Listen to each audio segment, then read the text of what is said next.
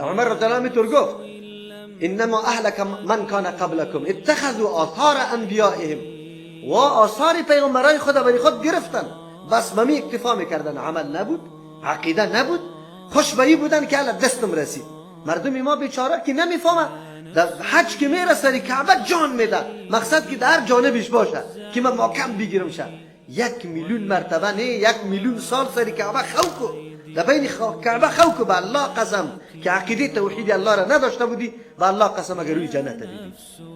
یاد به این نیست که تو در در کعبه خدا بچسبانی یا در قبر پیامبر خدا پرتی. ده این نیست. دین از تو عقیده و عمل میخواه. دین از تو یک پاره میخواه، یک پاره نمیخواه که الان در اینجا نشسته و در اینجا خیسته و در اینجا اینطور کرده، در اینجا. وإذا تأخر مطلب فلربما